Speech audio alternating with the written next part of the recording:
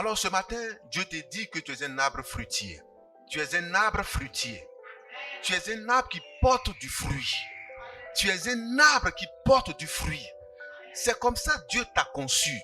Dans ton ADN, il y a le potentiel de porter des fruits. Alléluia. Peu importe ce que tu es, peu importe ce que tu es, Dieu a mis en toi la capacité de porter des fruits. Non pas des moindres, mais de nombreux fruits. Beaucoup de fruits. Beaucoup de fruits. Beaucoup de fruits. Dis à ton frère, beaucoup de fruits. Quand on dit beaucoup, ça veut dire que ce n'est pas un, c'est plus d'un. À partir de plus d'un, on dit beaucoup. Même deux, c'est beaucoup. N'est-ce pas? Alléluia. Je peux avancer? Dieu dit que tu es en capacité de porter beaucoup de fruits. Tu es en capacité de porter beaucoup de fruits. Mais quand tu regardes ta vie, est-ce que tu portes beaucoup de fruits? Il y a un gros danger à ne pas porter des fruits. Un très gros danger à ne pas porter des fruits. Vous minimisez cela. Ça ne vous dit pas grand chose. Vous dites non, mais c'est anodin. Mais c'est très dangereux. Et cela compromet même ton salut. Est-ce que tu l'as vraiment reçu? On dit non, je ne perds pas le salut. Mais si tu ne perds pas le salut et que tu l'as reçu, où sont alors les fruits? Parce qu'il a dit, on reconnaîtra l'arbre par ses fruits. Où sont alors tes fruits? Alléluia. Notre Dieu est vivant et il est glorieux. Jean 15, verset 5. Je suis les sceptres et vous êtes les sarments. Les sarments, ce sont les branches. Les sceptres, c'est le tronc. Jésus-Christ est le tronc. Est-ce qu'on peut dire Jésus-Christ est le tronc? Et nous sommes les branches. Mais les fruits sont portés par quelle partie de l'arbre? C'est les branches qui portent les fruits. Lui, il est le tronc. Pour nous supporter, pour nous porter, pour nous soutenir, afin que les branches que nous sommes puissions porter des fruits. Mais lui, il est arrêté. Le tronc est toujours arrêté. Amen. On suppose que les mains sont les branches.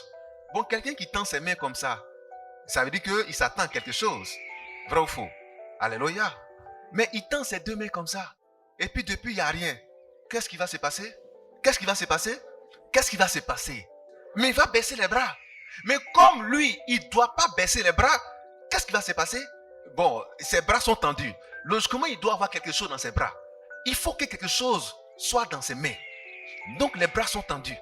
Il n'a pas le droit de baisser les mains. Finalement, quel sera son sentiment? Tu attends quelque chose. Tu tends la main à quelqu'un. La personne ne met rien dedans. Et tu n'as pas le droit de baisser la main. Non, Dieu ne se décourage pas. Il sera comment? Est-ce qu'on peut acclamer cela? Frère, il sera fâché. Dieu sera fâché. Alléluia. Ah, vous ne savez pas ça? Dieu sera fâché. Prenons Marc chapitre 11. Marc chapitre 11, 12 à 14. Marc chapitre 11, 12 à 14. Et au verset 20 par là, vous allez voir la réaction de Jésus-Christ et la conséquence. Parce que Dieu ne blague pas. Marc 11, 12 à 14. C'est l'histoire du figuier. Oui. Le lendemain, Après qu'il fut sorti de Béthanie, sorti de Béthanie, on parle de Jésus-Christ. Jésus eut faim. Jésus, il eut faim. Parce que les fruits sont faits pour être consommés. Alléluia. Les fruits sont faits pour être consommés. Alléluia. Jésus eut faim. Il vit un figuier. Donc naturellement, il va s'approcher du figuier pour manger de ses fruits. Mais vous allez voir ce qui va lui arriver. Oui. Apercevant Jésus apercevait de loin un figuier qui avait des feuilles. Oui. Il alla voir. Le figuier avait quoi? Des feuilles. Est-ce qu'on peut dire des feuilles? Est-ce qu'on peut dire fortement des feuilles? Vous allez voir tout à l'heure qu'est-ce que le Seigneur appelle des feuilles. Les feuilles, c'est ta présence. Les feuilles, c'est ta présence. Alléluia. Les feuilles, ce sont tes offrandes. Les feuilles, ce sont tes dîmes. Ce sont tes prémices. Alléluia. Tu es là les dimanches. Tu es là les jours de prière. Les vendredis, les samedis, les mardis. Tu es là. Dieu te voit. Ce sont les feuilles. Parce qu'on constate ça. On voit les feuilles, c'est vert. Tu es toujours présent. Vert, vert, vert, toujours présent. Tu es vert. Alléluia. Tu fais les dîmes, les offrandes, les prémices. C'est vert, les feuilles. Mais Dieu veut du fruit. Dieu veut du fruit. Dieu veut du fruit. Dieu veut du fruit. Il veut du fruit. Est-ce que ta présence génère des fruits? Est-ce que ton offrande, tes dîmes, tes prémices génèrent des fruits? Dieu veut des fruits. On peut faire une offrande et puis tourner le dos. On peut être présent et être absent. On peut être bien habillé au culte et être vide. Dieu veut du fruit. Oui, frère. Il alla voir Il alla voir. s'il trouverait quelque chose. Il alla voir. Dieu vient voir ta foi. Quand tu es assis là, il vient voir dans ton cœur. Est-ce que ta présence est réellement une présence sainte? Alléluia. Est-ce que c'est une présence engagée? Alléluia.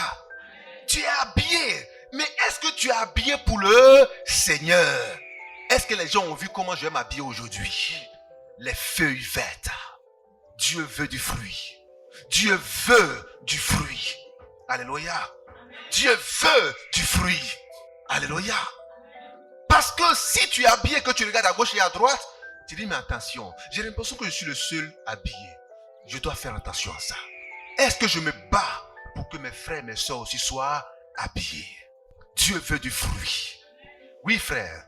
Et s'en étant approché, S'en étant approché, il ne trouva que des feuilles. il ne trouva que des feuilles, que ta présence, que tes dîmes, tes offrandes, que tes vêtements. C'est ce que Dieu a vu, que tes mèches. Oui, frère. Car Ce n'était pas la saison des filles. ce n'était pas la saison. Dieu ne tient pas compte de cela. Prenant alors la parole, il lui dit Oui. que jamais personne Prenant la parole, il dit au figuier, il lui dit, regardez comment il personnifie l'arbre. Regardez comment il personnifie l'arbre. Il dit à l'arbre, il parla à l'arbre, il dit à l'arbre. Mais qui est alors l'arbre? Alléluia. Qui est alors l'arbre? Jésus dit, moi Jésus, je suis le tronc. Donc Jésus se compare à un arbre. Il dit, vous êtes les sarments. Il vous compare à un arbre. Alléluia. Je peux avancer? Est-ce que je peux avancer? L'arbre, on constate sa présence parce que c'est un arbre. Mais cela ne suffit pas pour le juger. Cela ne suffit pas pour l'apprécier. Tu es un arbre, d'accord? On a vu, c'est un gros arbre. C'est un arbre qui donne des feuilles. On a vu ses feuilles. Ses feuilles sont vertes, d'accord? Mais ce qui fait la particularité de l'arbre, c'est sa capacité à donner des fruits. Alléluia. C'est sa capacité à donner des fruits. Jésus n'est pas allé vers n'importe quel arbre. Il est allé vers un arbre qui doit porter des fruits. Un figuier. Donc quand Dieu te regarde, il sait que tu es un arbre fruitier. Mais où sont tes fruits? Alléluia.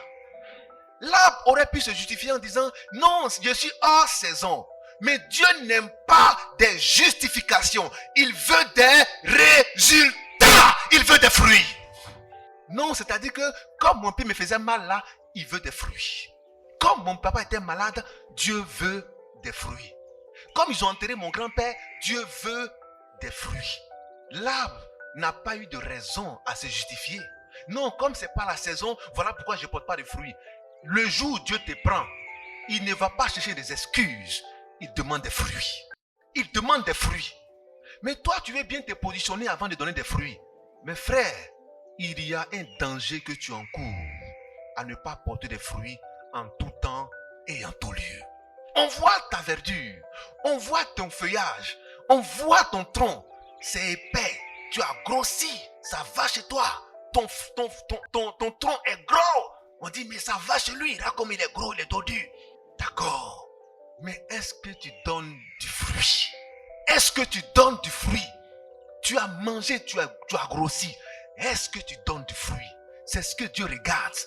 Non, ça va chez moi. Regarde ma nouvelle voiture, ma nouvelle maison. Regarde, j'ai changé de lieu d'habitation. J'ai changé de quartier. Dieu demande du fruit. Regarde ton frère.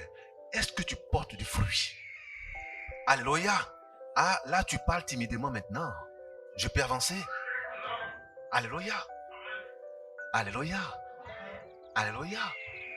On va dire non, mais c'est banal. Jésus-Christ, non, mais c'est anodin, ça c'est rien.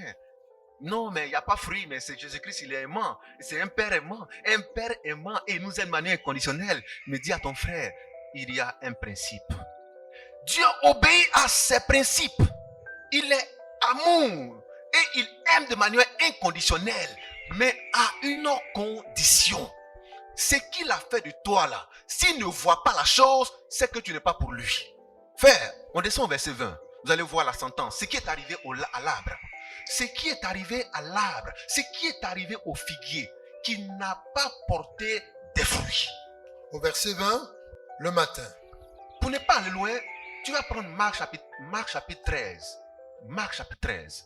À partir du verset 6 au verset 9. Oui, frère. Le matin. Oui. En passant. Frère, est-ce qu'on m'écoute? Amen. On est ensemble? Amen.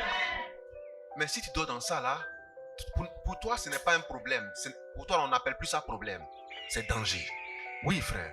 Le matin. Oui. En passant. Le matin, en passant. Les disciples virent. Le matin, en passant, voici la conséquence de la parole de Jésus-Christ. Les disciples Quand virent. Jésus-Christ a vu le figuier et qu'il a demandé au figuier du fruit, le figuier était en incapacité de le lui en donner. Qu'est-ce qui est arrivé au figuier? Sentence immédiate. Le lendemain, juste cela fut constaté. Le figuier fut asséché jusqu'à la racine. Oui, frère. Les disciples virent le figuier. Les disciples virent le figuier Séché jusqu'aux racines. c'est séché jusqu'aux racines. Séché jusqu'aux racines. Séché jusqu'aux racines. Pourquoi? Parce que seulement le figuier n'était en incapacité de donner des fruits. Regardez la conséquence, comme c'est dur. Comme c'est dur. Comme c'est dur. Frère, c'est pourquoi il te faut la repentance. Si tu n'es pas encore repenti, il faut courir vers la repentance. Parce que la repentance, c'est quelque chose qui te donne de transformer, de produire quelque chose. Là, produit quelque chose. Là, produit du fruit. Mais depuis que tu as cru en la parole, est-ce que ça te donne la capacité de produire quelque chose?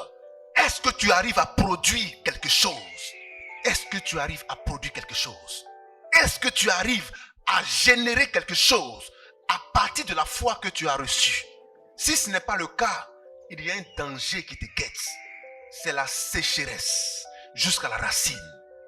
C'est la sécheresse jusqu'à la racine. En Marc chapitre 13, regardez, il y a un homme qui avait un figuier dans une vigne. Un jour est venu où il est allé vers le figuier pour en prendre du fruit. Et il se rend compte que le figuier ne donne pas de fruits.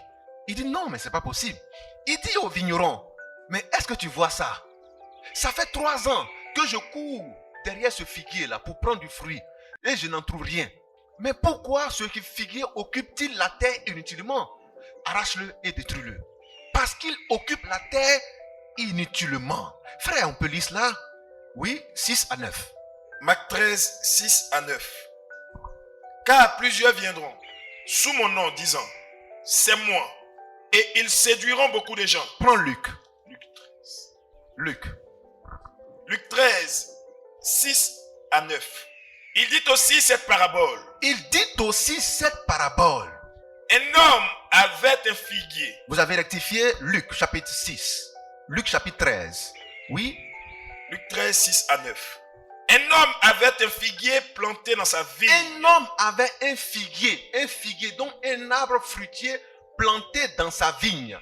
Il vint pour y chercher du fruit. Il vint pour y chercher du fruit. Et il n'en trouva point. Et il n'en trouva point. Alors il dit au vigneron. Il dit au vigneron. Voilà 3 ans. Voilà, ça fait 3 ans maintenant. Que je viens chercher du fruit à ce figuier. Je viens ici chercher du fruit à ce figuier. et je n'en trouve point. et 0 pointé. Coupe-le. Oui, Pourquoi occupe-t-il? attends, qu'est-ce qu'il doit en faire? Coupe-le. Qu'est-ce qu'il doit en faire? Coupe-le. Mais Jésus-Christ, qu'est-ce qu'il a fait à l'arbre qui ne donnait pas de fruits? Il l'a asséché. Et qu'est-ce qu'il dit ici au vigneron? Le vigneron doit couper l'arbre qui ne porte pas de fruits. Et quand il a coupé, qu'est-ce qu'il doit en faire? Pourquoi occupe-t-il la terre inutilement? Pourquoi occupe-t-il la terre inutilement? Pourquoi occupe-t-il les chaises inutilement? Pourquoi occupe-t-il la place dans l'église inutilement? Pourquoi il occupe le quartier inutilement? La maison là, il est inutile sur la terre. Mais il est inutile parce qu'il ne porte pas de fruits. Alors il faut le couper, il faut le retrancher. Alléluia. Alléluia. Alléluia. Même pourquoi il ne porte pas de fruits? Coupez-le, jetez-le dans le feu. Il est inutile, inutile, inutile. Est-ce que tu peux regarder ta soeur pour lui dire tu es inutile? Alléluia. Ah, tu sais, on peut avancer. Mais pourquoi occupe-t-il la terre inutilement? Il y a des hommes qui occupent la terre inutilement. Alléluia. Tu es inutile sur la terre. Inutile dans la famille, inutile dans l'église, inutile pour l'œuvre de Dieu. Tu es inutile. Pourquoi? Parce que tu ne portes pas de fruits. Amen. Je suis le cep, vous êtes les sarments. Si vous êtes en moi que je suis en vous, alors vous porterez beaucoup de fruits. Vous porterez beaucoup de fruits. Mais si vous ne portez pas beaucoup de fruits, ça veut dire que vous n'êtes pas en moi et je ne suis pas en vous. C'est la profondeur. Je peux avancer?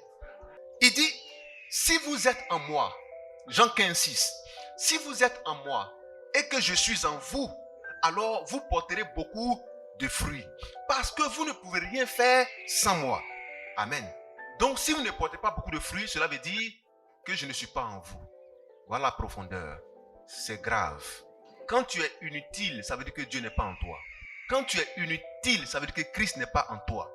Parce que si Christ est en toi, tu dois être capable de porter non seulement des fruits, mais de bons fruits. Parce qu'il y a des arbres qui veulent se jouer les plus malins. Quand on dit fruits, de loin on voit, on voit les fruits sur l'arbre. Mais quand tu prends un fruit, mais le fruit est pourri. Le fruit est pourri. Même son bébé c'est pourri. Vous n'avez jamais remarqué? Il y a des arbres comme ça. L'arbre là va faire 20 ans. On dit, c'est la période. Quand tu prends un fruit, petit haut, il y a bête dedans. Grand haut, il y a bête dedans. Quand ça mûrit, c'est même pas la peine. Ils ont tout gâté. Tu laisses une, tu vas prendre une autre. Tout est même chose. C'est un fruit maudit. Alléluia. C'est un arbre maudit. Alors qu'est-ce qu'on doit faire? On doit le couper, le jeter dans le feu. Au moins il peut servir à cuisiner, à faire à manger, au moins. Mais s'il n'y a pas fruit, au moins il y a la branche pour faire feu. Alléluia. Est-ce que je peux avancer? Alors, peuple de Dieu, tu dis tu aimes Dieu, d'accord, mais est-ce que tu portes du bon fruit? Est-ce que tu portes des bons fruits? Est-ce que tu portes des bons fruits? Matin, midi, soir, tu fais récitation de prière. Récitation de prière. Mais est-ce que cela te donne la capacité de produire de bons fruits? Dans ta pensée, dans ton comportement, dans tes attitudes, est-ce que tu portes de bons fruits?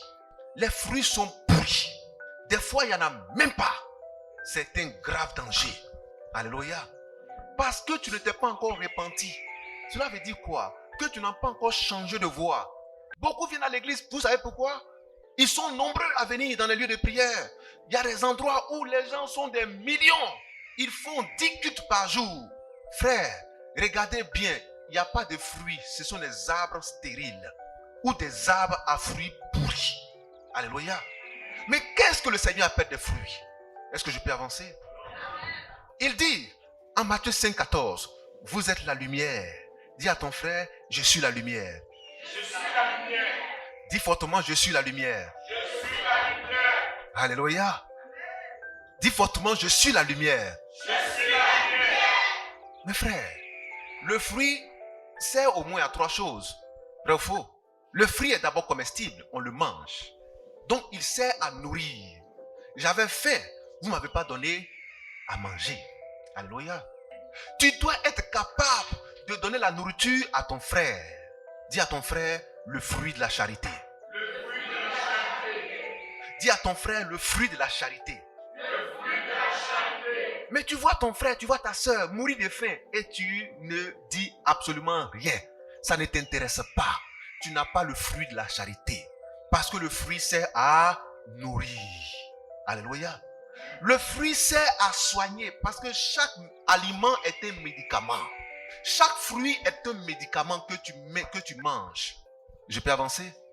La mangue est un médicament. Le goyave est un médicament. Je peux avancer? Chaque fruit est un médicament. Mais ton frère est malade. Est-ce que tu pries pour sa guérison? Je peux avancer? Ta soeur est malade.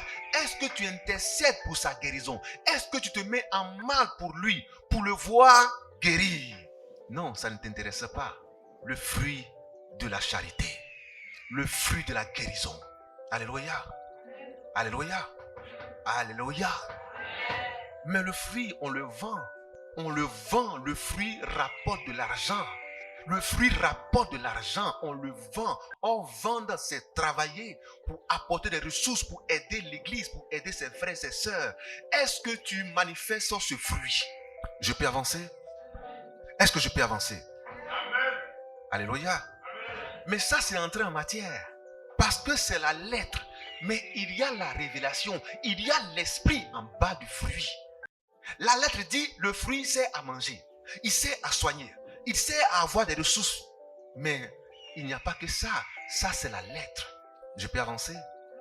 Il dit quoi? Vous êtes la lumière. Dis à ton frère, je suis la lumière. Je suis la lumière. Dis à ton frère, tu es la lumière. Tu es la lumière. Je ne vous entends pas par ici. Tu es la lumière. Alléluia. Alléluia. Mais pourtant, le fruit de la lumière, si tu es la lumière, il faut que la lumière ait un fruit. Mais quel est le fruit de ta lumière? Où est le fruit de ta lumière? Tu dis tu es la lumière, mais où est le fruit de ta lumière? Où est le fruit de ta lumière? Alléluia. Parce que la lumière a un fruit. Alléluia. Ta persévérance a un fruit. L'esprit que tu as reçu a un fruit. Ta vie a un fruit. Mais tu es la lumière. Où est le fruit de ta lumière? Éphésiens 5, 9. Le fruit de ta lumière consiste en quoi? Consiste en quoi? Consiste en la bonté. Nous l'avons dit. Le fruit que tu as, ça doit manifester une sorte de bonté. Parce que cela sert à nourrir les autres. Alléluia. Montre-moi un arbre qui mange son propre fruit. Tout fruit que donne l'arbre sert à la nourriture des autres. La charité. Est-ce que je peux avancer? Je n'entends pas votre amen. Vous n'allez jamais voir un arbre s'auto-consommer. Ça n'existe pas. Mais l'arbre donne toujours des fruits à cause des autres. À cause des autres. À cause des autres. L'arbre donne des fleurs à cause des autres. L'arbre donne des fruits à cause des autres. Mais toi, tu es un arbre. Tu vis à cause de toi seul. Tu aimeras ton prochain comme toi-même. Si tu aimes ton prochain, donne-lui du fruit à manger. Alléluia. Le fruit de la lumière, c'est la bonté. Est-ce qu'on peut dire la bonté? C'est la justice. Tu es juste. Tu es juste. Dis à ton frère, je suis juste. Mais tu es sûr de ça? Est-ce que tu es juste? Alléluia. Mais le Seigneur a dit, nous devons être justes. Mais est-ce que tu es juste? Tu es injuste. Tu es injuste. Est-ce que tu es juste? Dans ton comportement, dans tes décisions, dans tes actions, dans le travail, est-ce que tu es juste? Dans l'église, est-ce que tu es juste? Est-ce que tu es juste? Si tu es lumière, tu dois pouvoir montrer le fruit de la justice. Le fruit de la lumière qui est la justice. Le fruit de la lumière qui est la bonté. Le bien là, on ne cache pas où. Tout bien que tu vas faire, ça va sortir un jour. Alléluia. Et quand ça sort, ça donne ton bon nom. Mais quand tu fais le mal, que tu caches aussi, ça va sortir un jour. Ça va donner ton mauvais nom. Or, le mauvais là, c'est noir. C'est noir. Ça veut dire que le tableau est noir. C'est bizarre, c'est dégueulasse. Ce n'est pas beau à voir.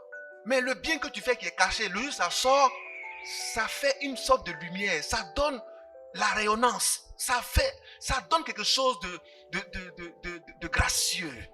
Alléluia. Alléluia. C'est bon. c'est rafraîchissant. Ça donne le sourire. Hein? Donc c'est lui qui a fait ça. Et puis tu vois, tu souris un coup, naturellement. Parce que tu viens de découvrir une bonne œuvre de quelqu'un. Ah, mais tu viens, tu vois. On dit, je vais te laisser une enveloppe. Hein? Ah, enveloppe. En ce moment précis là, enveloppe. Mais tu cours, tu vas vite. Où tu as mis? Il a déposé ça en bas de ta porte. Hé, les voleurs, ils vont passer par là. Tu viens, tu prends, tu ouvres. Tu vois, il y a 1 million dans l'enveloppe. Quoi? Mais un coup, tu diras, qu'est-ce qui va se passer? Ta première réaction, ça sera quoi? Les hommes, première réaction. Dites, on va avancer. Quelle sera la première réaction? Ah, vous voyez les hommes? Amen. Les femmes, qu'est-ce que vous allez faire? Amen. Alléluia. Mais tu vois une enveloppe. Tu t'y attends le moins. Et puis on te dit, voilà, tu ouvres l'enveloppe, tu trouves 1 million. Tu vas sourire, tu vas dire, hein? Waouh, ça c'est bon ça. Amen. Parce que tout ce qui est bon là, ça donne la joie. Tout ce qui est bon, ça donne la paix. Mais si dans l'enveloppe tu ne trouves pas l'argent, que tu trouves des courriers, tu vois ce que ça va faire. Tu vois ce que ça va faire. Tu trouves des trucs bizarres dans l'enveloppe, mais tout de suite tu es énervé. Tu ne vas pas sourire. Amen. Alors ce qui est mauvais, même quand c'est caché, le jour où on découvre là, c'est pas bon. Ça amène la colère, ça amène la division, ça amène la guerre, ça amène des choses bizarres. Or quand c'est bizarre, tu vois, le temps devient sombre un coup, comme s'il va pleuvoir. Parce que c'est gâté. C'est ça, les ténèbres. Et c'est ça la lumière. Dis à ton frère les bonnes œuvres. C'est ça le fruit de la lumière. On a trouvé? Éphésiens 5, verset 9. Le fruit de la lumière. Dis à ton frère le fruit de la lumière. Le fruit de la lumière. Mais il faut que la lumière ait un fruit, ait des fruits. Mais vous n'en voulez pas. Vous n'y prêtez pas attention. Vous vivez comme ça. Vous vivez comme ça dans le désordre. Mais la maison de Dieu, ce n'est pas un café à moulin. C'est un lieu d'ordre. 1 Corinthiens 14, 33. Ma maison est une maison d'ordre et non une maison de désordre. Les gens n'aiment pas l'ordre. Là où il y a l'ordre, ils fuient. Les lieux de prière sont bondés. Parce que les gens viennent comme ils veulent. Et ils s'en fichent éperdument des lois de Dieu. Alléluia. Mais là où il y a la parole de Dieu, là où Dieu dit, porte des fruits, mais attends, qui va vouloir? Chacun va se chercher. Chacun va vouloir être un arbre stérile, un arbre sauvage, un arbre maudit, avec des fruits pourris. Parce que les gens n'aiment pas la droiture. Oui, frère. Éphésiens 5, verset 9. Oui. Car quoi? Le fruit de la lumière. Ah, donc la lumière a un fruit. Donc ta lumière a un fruit. Mais si ta lumière n'a pas de fruit, c'est que tu es ténèbres. Tu dis tu es la lumière du monde. Mais où sont les fruits de la lumière du monde? Qu'est-ce qui prouve que tu es la lumière du monde? On doit voir les fruits. Qu'est-ce qui prouve que l'arbre là est un arbre fruitier? On doit voir ses fruits. Si on ne voit pas ses fruits, qu'il veut se justifier, on le met dehors et on l'assèche jusqu'à la racine. Les gens aiment se justifier. Est-ce que tu connais dans mon cœur? Dieu, est-ce que tu connais dans mon cœur? C'est mon apparence que tu vois, mais mon cœur est à Dieu. Dieu a été clair. Ce peuple m'honore des lèvres. Mais, et quoi? Son cœur est éloigné de moi. Mais si l'extérieur est pourri, cela vient depuis de l'intérieur.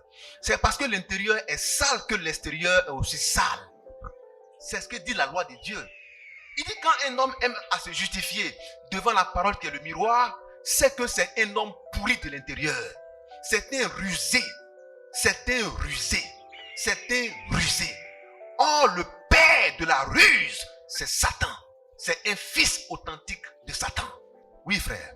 Car le fruit de la lumière. Le fruit de la lumière Consiste en quoi? En toutes sortes de bonté. Attends, est-ce qu'on peut se lever et acclamer fortement notre Dieu?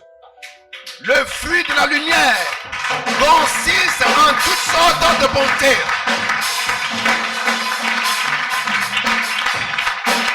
Alléluia. Est-ce qu'on est ensemble? On est toujours ensemble? Quand l'assoupissement va venir alors que c'est ta délivrance qui est en train de passer, mais il ne faut pas regarder ton frère. Tiens-toi debout, il faut acclamer toi seul. Amen. Acclame-toi seul, le sommeil va fuir. En entendant ce bruit, tout le monde va savoir que tu es en train de dormir aussi. Oui, frère.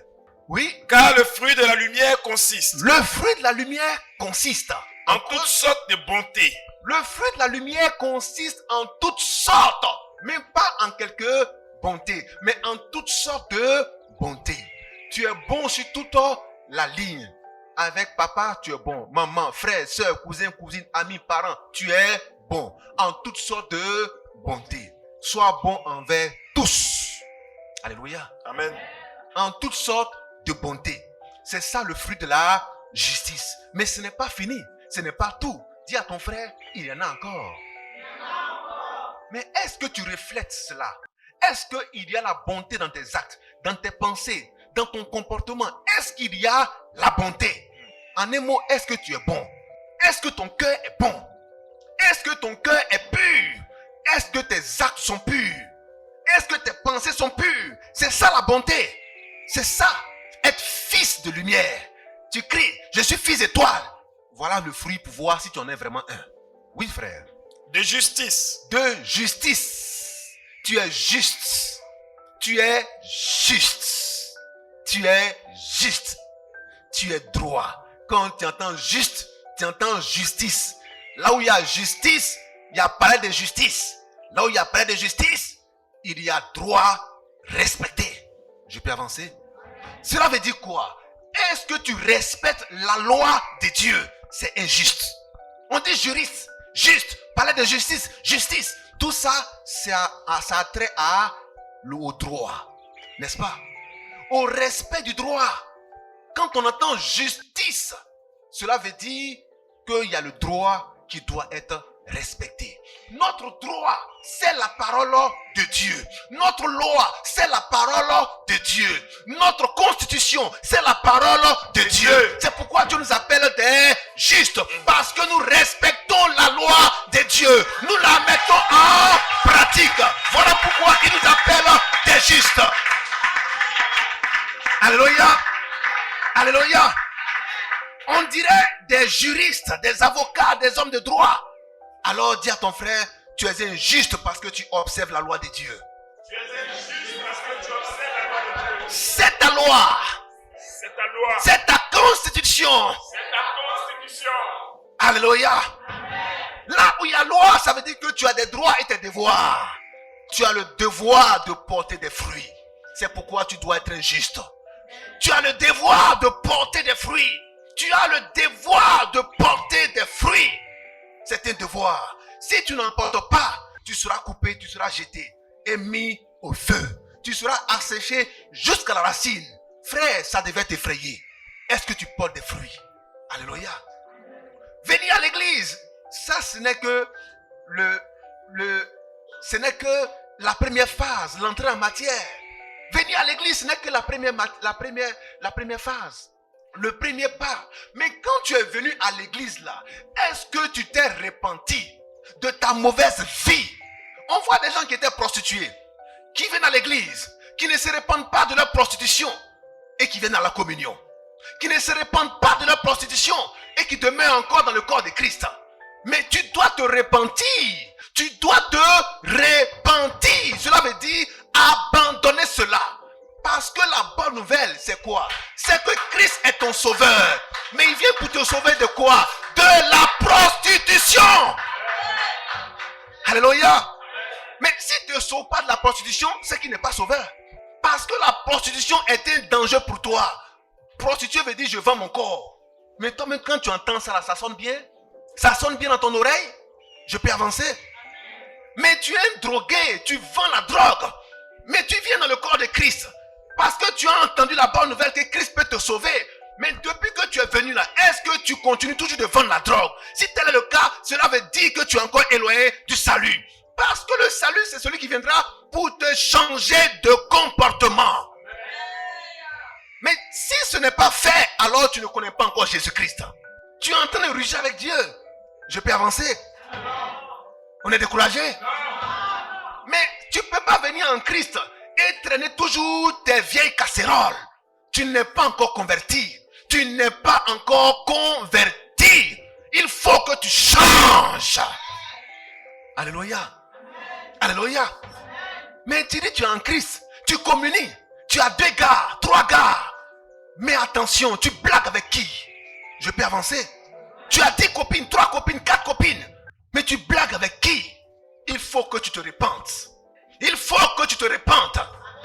Si tu ne portes pas de fruits, il y a la sécheresse qui t'attend. Il y a la mort qui t'attend. Je peux avancer. Ta vie doit être juste. Parce que il a dit, vous serez saints car je suis saint. 1 Pierre 1,16. Vous serez saints car je suis saint. Christ est l'arbre, le tronc, et nous sommes les branches. Mais si la branche est saine, si le tronc est sain, les branches seront aussi saines. Mais Christ ne peut pas être saint et nous allons être impurs. Mais c'est pas possible, frère. De quel Christ parlons-nous?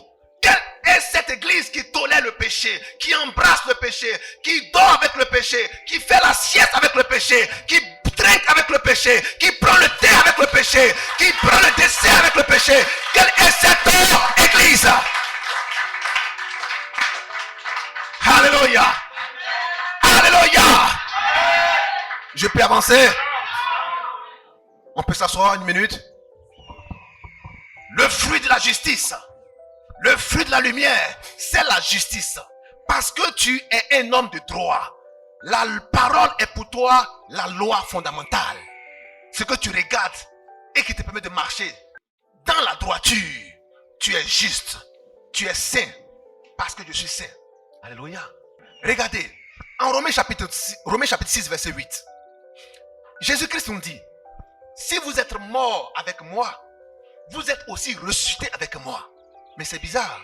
Cela veut dire quoi? Quand Christ était à la croix, nous étions avec lui à la croix. Quand il était en tombe, nous étions avec lui en tombe. Quand il est assis à la droite du Père, nous sommes assis à la droite du Père avec lui. Pourquoi? 1 Jean 4, 17. Parce que tel il est, tel nous sommes. Christ n'est pas différent de nous. Colossiens 1, 18. Il est la tête, nous sommes le corps. Or, quand on voit un homme, on voit sa tête et on voit son corps. Mais un homme qui est sans tête, cela veut dire qu'il a été décapité. Donc c'est un mort et il est perdu à jamais. Mais toi, tu es là, ta tête est là, ton corps est là. Qui est ta tête? Christ. Le corps, c'est qui? C'est toi. Alors, si le corps est sain, ça veut dire que la tête est saine. Je peux avancer? Regardez quelqu'un. Il boit de l'alcool. Il boit par où? Par sa bouche. Mais cela arrive dans tout son corps. Parce que sa bouche a été témoin de cela. La tête a été témoin de cela. Quelqu'un qui fume, c'est sa bouche, c'est sa tête. Ça commence par la tête et ça prend tout le corps. Je peux avancer. Tout ce qu'un homme fait, c'est sa tête, sa pensée. Et ça prend tout le corps. Donc le corps ne se désolidarise jamais de la tête. Ce que la tête fait, le corps subit ça immédiatement. Alors, si Christ est saint, tout le corps doit être saint. Alléluia. Alléluia. Voilà pourquoi il dit, en 1 Jean 4, 17, tel il est, tel nous sommes. Christ peut pas être rouge et nous allons être noirs. Mais ça, c'est quel phénomène ça? Alléluia. Christ peut pas être blanc et nous allons être rouges. Non. Si Christ est blanc, tu vois un homme, sa tête est rouge et son corps est noir. C'est un danger. Regarde-le très bien. Alléluia. Parce que tel il est, tel nous sommes. Alors si Christ est saint, depuis la tête, ça veut dire que tout le corps doit être saint. Je peux avancer. Mais quelle est cette église qui ne s'identifie pas à Christ? Elle est à part. Elle marche à part. Elle a sa propre philosophie. Elle a sa propre doctrine. Ce que Christ a dit, elle rejette cela. Cela veut dire qu'elle est en inimitié avec la tête. La tête veut dire le chef. Je peux avancer. On est découragé?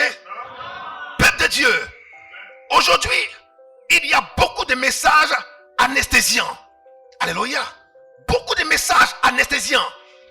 Non, c'est-à-dire que le péché là, c'est de l'anesthésie pour faire endormir l'église, pour la tuer dans le calme. Quand on anesthésie quelqu'un, il ne sent plus la douleur.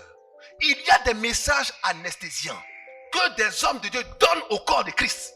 Quand il prend cette anesthésie, le corps ne réagit plus. Il est docile et il se laisse aller à tout vent des doctrines, faisant n'importe quoi et des choses qui ressemblent trait pour trait au monde et au diable de ce monde, sans qu'il n'en dise quelque chose, parce que la mort va venir certainement. Quand le médecin te prend, il t'a anesthésié, mais il fait de toi tout ce qu'il veut. Il te pique, il te coupe, il fait tout. Tu regardes, tu dis rien parce que tu ne peux pas. Tu es mort, tu es déjà mort. Tu es à moitié mort. S'il est bon, il te laisse sauve, tu vas sortir de là, il va te guérir. Mais si c'est un faux type, mais tu vas voir, ton cercueil sera juste à côté. Alléluia. Mais c'est ça que les hommes de Dieu font aujourd'hui. Ils anesthésient les églises pour les abattre, pour les livrer à Satan. En tolérant le péché dans l'église, la mondanité dans l'église. Frère, dis à ton frère, où sont tes fruits? Où sont tes fruits? Le fruit de la lumière, voici cela. La bonté, la justice. Et quoi d'autre? Et quoi d'autre? Et quoi d'autre? Et quoi d'autre? Alléluia. Alléluia. Mais est-ce que tu es la lumière? Une fille qui a 3 gars, elle n'est jamais dans la vérité. Elle ne peut pas être dans la vérité. Elle va toujours mentir. Elle va toujours mentir. Mais tu vends drogue. Mais tu as quoi? Non, c'est poudre. Menteur. Tu es un menteur. Tu vas toujours mentir. Frère, le mensonge est un élément, est un indice pour savoir que toi, tu n'es pas dans la lumière. Tu as la facilité à mentir comme tu buvais de l'eau. Mais est-ce que tu es un fils de lumière? Quand tu mens, tu dois je vais te mentir, je dois me repentir. Ça, c'est pas bon. Et puis tu dis non, attends, viens, ce qu'il dit là, c'est faux, hein, t'es menti. Tu as rattrapé le tir. Alléluia. Mais tu as 3 gars. Mais tu dis non, il t'a menti, il y a 3 gars. Tu vas voir ce qui va t'arriver. Tu vas voir ce qui va t'arriver. Amen. Tu vas voir ce qui va t'arriver. Ah, on peut avancer? Je n'entends pas votre amen. Je n'entends pas votre amen. Mais pourquoi ces 3 gars-là vont te... Pourquoi? C'est pour te dire que ça là, ce n'est pas... Ah, donc ils sont devenus tes parents, ils vont te chicoter. En public comme en privé. Pour te dire que ça là, ce n'est pas bon. Tes parents t'ont pas dit ça? Frère, c'est pas ça? On est découragé? Je n'entends pas ton amen. Alléluia. Tu dois porter du fruit. La vérité. Dis à ton frère la vérité. Tu mens aux gens, tu mens. Quand on te ment, ça te fait mal. C'est ça que le mensonge n'est pas bon. Il y a quelqu'un qui a dit, couper les têtes n'aime pas que tu parles de lui avec machette. C'est ça qui est là. Alléluia. Quand tu aimes la vérité, tu vas dire la vérité. Et ceux qui disent la vérité viendront vers toi. Quand tu dis la vérité, celui qui ment, tu le reconnais. Tu dis, toi, tu es un menteur, il faut quitter là. Tu le connais. Alléluia. Alléluia. Voilà pourquoi je vous dis une chose. L'homme n'a pas été fait pour mentir. C'est pourquoi les scientifiques ont créé un appareil, le détecteur de mensonges. Pourquoi quand on te met devant le détecteur de mensonges, on t'attrape toujours? Parce que ton organisme là, tes nerfs là, quand tu mens, ça réagit pour dire que tu mens. Menteur, tu mens. C'est pourquoi on t'attrape. Ta bouche dit, non, on dit que tu étais là-bas, oui. Alors que tes nerfs font, menteur, puis ça saute. Ça saute, ça fait rouge là-bas. Et il ment, menteur. C'est-à-dire que ton corps, Dieu a fabriqué ton corps pour que ton corps dise toujours la vérité. Donc quand les blancs ont découvert ça, ou bien quand les scientifiques ont découvert, ce sont les fabricants de machines. Les nerfs ne mentent pas, mais la bouche ment. Donc on fixe ça sur tes nerfs. On fixe ça sur ta peau quelque part. Ton cœur, le battement de ton cœur. Tout ça va forcément réagir parce que le sang c'est dans les veines. Donc quand tu mens, tu vois que ton sang réagit. Il y a la vérité dans ton sang. Le sang dit, il ment. Quand le sang dit, il ment doucement, la machine fait, ça sonne. Pour dire qu'il vient de mentir. Dieu a fait l'homme pour que l'homme se tienne dans la vérité. Ton corps est fait de sorte que tu dises la vérité. C'est pourquoi toutes les machines, quand on branche ton corps, ton cœur dit il ment. On est découragé? Est-ce qu'on est découragé? Si on aime notre Dieu, acclame-le fortement.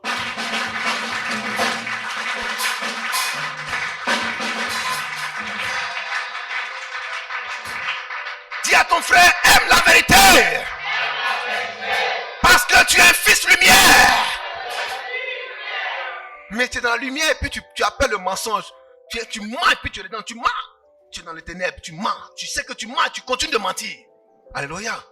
Et il y a des familles horribles qui apprennent à leurs enfants à mentir. Ils fabriquent des mensonges en famille. Des mensonges en famille. Alléluia. Mais c'est grave. Ananias et Saphira ont menti. Mensonge familial. La mort les a frappés. Mensonge de famille. Les gens qui mentent en Goï. Amen. Non, allons dire qu'on n'a pas vendu ça à ce prix. Ils sont tombés, ils sont morts. Je peux avancer? Vous banalisez la vérité. Non, je vais mentir. Mais ne faites pas ça. Vous n'êtes pas dans la lumière. Apprenez à dire la vérité. Ça fait mal, mais dites la vérité. Si tu n'as rien à dire, il faut te taire. Si tu sais que tu veux mentir, il faut te taire. Si tu parles, tu as menti. Il faut te taire. Je peux avancer? Est-ce que je peux avancer? On aime la parole. Mais le Seigneur ne s'arrête pas là. Il dit, si tu as reçu l'Esprit de Dieu, 1 Corinthiens 6, 19, parce que l'Esprit de Dieu habite en toi, donc tu es spirituel, donc tu es esprit. Si tu es esprit, alors on doit avoir le fruit de l'Esprit qui est en toi. Galates chapitre 2, verset 22. On doit pouvoir voir le fruit de l'Esprit qui est en toi. On doit pouvoir voir le fruit de l'Esprit qui est en toi. Mais c'est quoi le fruit de l'Esprit en toi? Galates chapitre 2, verset 22. C'est quoi le fruit de l'Esprit en toi? C'est quoi le fruit de l'Esprit en toi? C'est quoi le fruit de l'Esprit en toi? Alléluia. Alléluia. Dis à ton frère l'amour. Mais est-ce que tu aimes? Dis à ton frère la joie. Mais est-ce que tu es toujours joyeux? Tu es toujours joyeux? Quand galère vient, tu es toujours joyeux? Quand c'est chaud, est-ce que tu es toujours joyeux? Dis à ton frère, sois toujours joyeux. Pourquoi? Parce que tu sais que ton Créateur s'en occupera. Sois toujours en joie. C'est ça le fruit de l'Esprit. Si le Saint-Esprit est en toi, tu dois pouvoir toujours manifester la paix, l'amour, la joie. Alléluia. Mais ce n'est pas tout. Il faut que tu sois en capacité de manifester la patience, la bonté, la bénignité. Alléluia. C'est bizarre, mais tu dis non, laissez tomber, c'est pas grave. On dit, toi, tu aimes tout laisser tomber tout là. Tu dis, laissez tomber, c'est pas grave. C'est ça la bénignité. Alléluia. C'est bizarre. Tu es serein, tu dis non, c'est pas grave, laissez tomber. Passons à autre chose. On dit, pour nous, reste pas à l'étranger, hein. Pour toi, dois rester à l'étranger. Alléluia. Est-ce que tu connais le nom de mon père? Mais à longtemps, tu es né de nouveau. Tu es un autre père. On peut avancer? On peut avancer? Alléluia. Je suis fille d'eux. Je suis fils d'eux. Mais tu as oublié que tu es né de nouveau. Tu as changé le nom du père. Le nom du père a changé. Ce n'est plus ton papa Conan, Zadi, Zamblé. Ton nouveau père, c'est Jésus-Christ. Alléluia. Parce que Jésus-Christ est venu nous montrer le nom du père. Le nom du père, c'est Jésus-Christ. Alors le nom de ton père, c'est Jésus-Christ. Tu es fâché, tu dis non, non, non. Est-ce que tu connais de qui je suis né? Je suis fille d'eux, hein? Cela veut dire que tu n'es pas encore sauvé. Parce que tu n'as pas encore pour père Jésus-Christ. Alléluia. Tu n'es pas encore né de nouveau. Tu n'es pas encore né de nouveau. Dis à ton frère, il faut naître de nouveau. Dis à ta soeur, il faut naître de nouveau. Alors, le fruit de l'esprit. Le fruit de l'esprit, c'est l'amour. On peut dire fortement l'amour. On peut dire fortement la joie. On peut dire fortement la paix. On peut dire fortement la patience. On peut dire fortement la patience. On peut dire fortement la bonté. La bénignité. On peut dire la fidélité. Est-ce qu'on peut dire la fidélité? Mais est-ce que tu es fidèle? Est-ce que tu es fidèle? Regarde bien ton frère. Est-ce que tu es fidèle? Dans tes amitiés, est-ce que tu es fidèle? Dans ton foyer, est-ce que tu es fidèle? Dans tes relations, est-ce que tu es fidèle? Dans ton adoration, est-ce que tu es fidèle? Amen. Est-ce que tu es fidèle? Alléluia. Est-ce que tu es tempérant? Est-ce que tu es tempérant? Amen. C'est ça le fruit de l'esprit. Alors, tu dois pouvoir porter ses fruits. Regarde-toi, est-ce que tu aimes les gens? Est-ce que tu communiques la joie aux gens? Est-ce que tu communiques la paix aux gens? Est-ce que tu communiques la paix aux gens? Mais quand les gens te voient, c'est la guerre tous les jours. Tu ne communiques pas la paix. Ni dans l'église, ni dehors. Tu es Jean la guerre. C'est-à-dire que toi, ton nom c'est la guerre. Kadi la guerre. Conan la guerre. C'est-à-dire que quand on te voit, c'est la guerre. Mais non, tu dois être la paix. Ton mari fuit parce que tu es la guerre. Tu es Fatou la guerre. C'est pas là absolument tu fais. Mais tu dois être une femme de paix. C'est le fruit de l'esprit. Alléluia. Tu dois pouvoir communiquer la paix dans un groupe. Mais si le groupe est toujours troublé par toi, tu es un élément dangereux. Alléluia. Je peux avancer? Parce que tu ne communiques pas le fruit de l'esprit. Cela veut dire que tu n'as pas de fruit. Tu es un arbre à couper, un arbre à retrancher. Parce que tu ne portes pas de fruits. Alléluia. Les gens badinent avec ça. Mais il dit tout arbre qui ne porte pas de fruits sera coupé. Vous rigolez avec ça. Mais tout arbre qui ne porte pas de fruits sera coupé et jeté. Regarde bien ton attitude. Est-ce que tu manifestes le fruit de l'esprit? Est-ce que tu manifestes le fruit de la justice? Est-ce que tu es un arbre fruitier? Il a dit vous serez des arbres fruitiers. Il ne s'agit pas de donner des fruits. Mais aussi faut-il que tu donnes de bons fruits. Les fruits que les gens peuvent manger, ça peut les soigner, ça peut les aider, car le fruit, on peut le vendre pour aider les gens. Un arbre ne mange pas son propre fruit. Il ne s'auto-consomme pas, mais ce sont les autres qui consomment son fruit. Dieu veut que tu sois au service. Il veut que tu sois au service. Il veut que tu sois au service. Jésus avait faim. L'arbre devait jouer son rôle pour lui le nourrir. Ton frère a faim, mais pourquoi tu ne joues pas ce rôle? Ton frère est en difficulté, mais pourquoi tu ne joues pas ce rôle? Dans ton attitude, dans ton comportement, pourquoi il n'y a pas de cohésion? Parce que tu ne joues pas ton rôle. Alléluia. Dans la famille, dans le pays, dans le service, un travail, quelqu'un a créé son entreprise. C'est toi tous les jours tu vas à l'église les dimanches. Et c'est toi qui envoies les commérages dans l'église et dans le service, dans le travail. C'est toi qui envoies toujours les disputes. On dit qui est sorti et m'a dit quelqu'un. On dit c'est la soeur qui va à l'église tous les jours là. Mais à cause de toi, le nom de Jésus-Christ est blasphémé. On dit qui a envoyé dispute, la commérage là? Qui a envoyé cette rumeur là? On dit c'est la soeur qui va à l'église tous les dimanches là. Vous voyez ce que ça fait? Parce que ta bouche ne se ferme pas. Ce n'est pas cousu. Tu bavardes et tu ne dis pas des bonnes choses. C'est des commérages. Quel est le fruit que tu portes? Quand tu parles, c'est un fruit que tu dégages. Quand tu marches, c'est un fruit que tu dégages. Quand tu communiques au téléphone, c'est un fruit que tu dégages. Il y a des gens, quand tu les entends au téléphone, tu dis, c'est qui ça? On dit, c'est la soeur qui va à l'église tous les dimanches là. Amen. Alléluia. Il y a des frères, il y a des sœurs, quand tu entends leurs conversations, mais André, c'est petit frère de Satan. Mais la conversation est pourrie de grossièreté et de choses iniques, des choses mauvaises. Mais quand on voit le frère, frère Brice, vous voyez, c'est de l'hypocrisie. Ce n'est pas de bons fruits, c'est fruits pourris. C'est fruits pourris. Il dit, ce peuple m'honore des lèvres, mais son cœur est éloigné de moi. Cela veut dire quoi? On vient les dimanches, mais on ne vient pas de manière intentionnelle. On vient parce que si on ne vient pas, on dit, on n'est pas venu. Pourquoi l'ancien n'est pas venu? Pourquoi les ministres ne sont pas venus? Pourquoi les femmes là ne sont pas venues? Pourquoi? Donc, à cause du regard des autres, tu es là. Mais ce n'est pas à cause de Christ que tu es là. Ce n'est pas parce que tu es transformé que tu es là. Ce n'est pas parce que tu produis que tu es là. Parce que là, produit du fruit. Dieu te donne sa parole. À toi de produire pour donner du fruit. Dieu te donne des messages. À toi de produire pour donner bon comportement. Alléluia. Dieu te donne un message. À toi de produire pour donner une vie de prière. Une vie de consécration totale. Une vie de sainteté. Cela dépend de toi. Il faut produire cela. Alléluia. Mais vous venez à l'église. Vous ne savez pas que vous venez pour rentrer en production. Vous devez rentrer en production. Parce que là, produit. Il produit. Il produit. L'église doit produire. Chaque saint, chaque sainte doit produire. Mais tu produis quoi? Quand on voit la façon de t'habiller, on sait que le produit est mauvais. Quand on voit comment tu parles aux gens, quelle réponse tu donnes aux gens, on sait que le fruit est mauvais. Alléluia. Alléluia. Quand on voit la manière dont tu reçois les gens, la manière dont tu accompagnes les gens, la manière dont tu donnes aux gens, on sait que le fruit est pourri.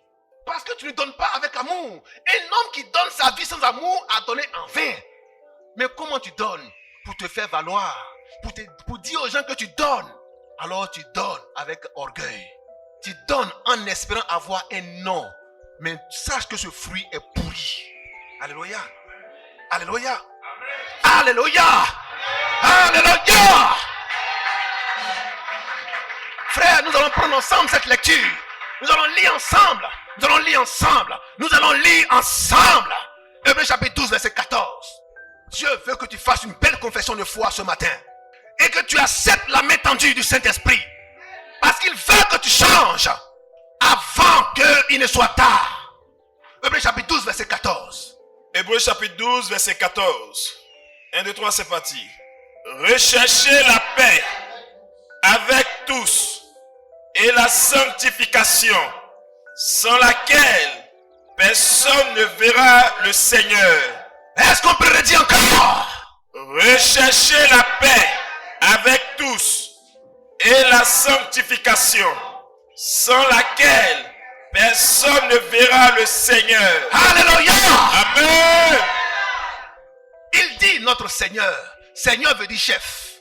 Il dit notre chef. Seigneur veut dire autorité. Il dit notre souverain sacrificateur. Qu'est-ce qu'il dit? Recherchez la paix. Mais on voit des gens qui recherchent l'argent, qui recherchent un enfant qui est perdu, qui recherchent un travail, qui recherchent une maison, qui recherchent un partenaire, un frère, un parent éloigné, un parent perdu de vue. Mais de la même manière, tu recherches avec zèle là. Il faut faire la même chose pour le Seigneur. Concernant la paix. Mais si dans un groupe, il n'y a pas la paix, c'est à cause de toi. Si dans un village, il n'y a pas la paix, c'est à cause de toi. Dans un service, il n'y a pas la paix, c'est à cause de toi. Il parle à toi, il ne parle pas aux païens. Eux, ils ne connaissent pas Dieu. C'est à toi qu'il parle. Il dit, recherche la paix. À cause du groupe, recherche la paix. À cause de la bonne ambiance dans le service, recherche la paix. À cause de la stabilité dans ton foyer, recherche la paix. Comme tu recherchais un enfant perdu, comme tu recherchais l'argent, comme tu recherchais un boulot, comme tu recherchais une promotion, recherche la paix. Alléluia. Frère, la paix ne vient pas à toi. Alors la paix que Christ nous a donnée, on doit la rechercher. Quand tu recherches quelque chose, tu connais sa valeur. Je reprends. Quand tu recherches quelque chose, c'est parce que tu sais que ça a une valeur. Et tu connais sa valeur. Et la chose a une valeur. Alléluia. Mais ce qu'on ne cherche pas, ça n'a pas de valeur. J'ai perdu mon stylo. Je ne cherche pas, je vais en acheter un autre. Amen. Mais quand tu perds quelque chose qui a de la valeur, tu la recherches. Parce que ça a de la valeur. Que la paix ait une valeur dans ta vie. La paix avec ton ami. Si vous voyez qu'il y a des amitiés qui durent, c'est parce que les gens qui cultivent la paix. Les amitiés ne durent pas à cause du fait que les gens sont dans la guéguerre, dans l'inimitié. Ils sont dans l'orgueil, dans la vanité. C'est moi, pourquoi on a marché sur mon pied? Recherche la paix. Si on a marché sur mon pied, il faut donner l'autre pied. Marche encore de ça, me fait du bien quand tu marches sur mon pied. Ça va créer la paix. Quelqu'un t'a giflé, au lieu que ça te fasse mal, tu dis, mais ça me fait du bien, hein. Faut gifler encore ici. Et elle dit, mais toi, tu es qui ça là? Et puis vous allez commencer à rigoler. Et toi, la fois, il me fait ça.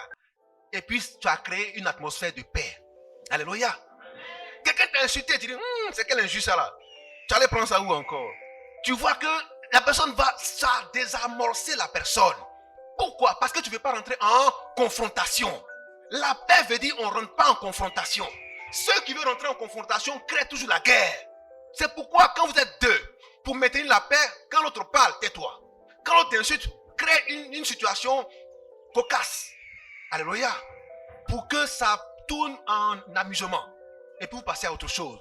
Mais il y a un jour, tu vas le dire, mais fais attention à ce que tu as fait là. Faut pas faire ça, c'est pas bon là. C'est comme ça on fait. Amen. Mais l'autre est chaud, tu es chaud. C'est la guerre. Recherche la paix. Quand un est chaud, toi, refroidis-toi. Parce qu'il y a un feu allumé. Ce qui éteint le feu, c'est quoi?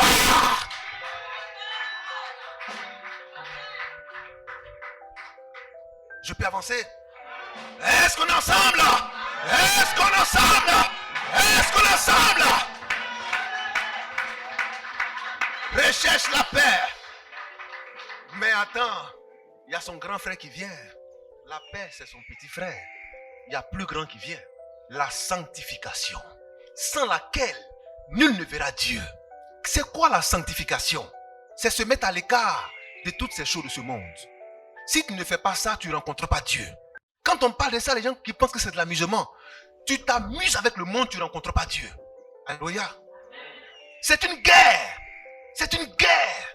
Mais le diable veut t'attirer dans son camp. Donc il te donne tout ce qui est flatteur, tout ce qui est beau, tout ce qui peut te faire plaisir, tout ce qui peut t'apporter un bonheur éphémère. Mais quand tu prends le bonheur éphémère, tu ne rencontres pas Dieu. Parce que tu as pris ce bonheur comme si tu avais troqué ta vie. C'est ce qu'a fait Ésaü. Il a vendu son droit de naissance à cause d'un bonheur. À cause d'un bonheur. Alléluia. À cause d'un bonheur. À cause de l'argent. À cause de la dignité. À cause de son ventre. Mais toi, qu'est-ce que tu vends? Qu'est-ce que tu vends aujourd'hui? Pour combien de temps tu ne veux pas rencontrer Dieu? Pour combien de temps tu ne veux pas rencontrer Dieu? Pour combien de temps tu ne veux pas rencontrer Dieu? Il y a des gens à qui on a parlé de ça. Ils n'ont pas compris. C'est dans la chambre d'hôtel qu'il est mort. Alléluia. C'est dans la chambre d'hôtel qu'il est mort. Mais vous blaguez avec Dieu. Je peux avancer? C'est en allant s'amuser quelque part. C'est sur la route qu'il est mort. Parce que vous vous amusez avec Dieu. Est-ce que je peux avancer? Recherchez la sanctification. Servez Dieu. Si vous ne servez pas Dieu, vous ne le verrez pas. La sanctification veut dire se mettre à part, se réserver, rester dans la sainteté pour Dieu. C'est en ce moment-là vous le verrez. Amen. On va reprendre encore pour une dernière fois. Pour que vous puissiez bien comprendre et que cela intègre vos esprits. Sans la sanctification, personne ne verra Dieu. Amen. Amen. Je vais voir Dieu, je vais te sauver. Mais est-ce que tu es dans la sanctification? Frère, je prêche pour que vous soyez sauvés. Alléluia. Amen. Je prêche pour que vous soyez sauvés. Tu vas avoir l'argent, d'accord, mais tu vas mourir pour laisser. Tu vas avoir des enfants, tu vas avoir mari, mais tu vas laisser pour partir. Mais tu vas où? À cause d'une vie de 50 ans, de 100 ans, de 70 ans, de 100 ans. Tu vas sacrifier une éternité. Sois sage et sois intelligent. Il s'agit d'un feu pour toi qui t'attend. Si tu ne te réponds pas aujourd'hui. Oui, frère. Recherchez la paix avec tous. Recherchez la paix avec tous. Et la sanctification, sans laquelle personne ne verra le Seigneur. Frère, une vie de sanctification. Une vie de consécration. Une vie de consécration. Si tu veux voir Dieu, sois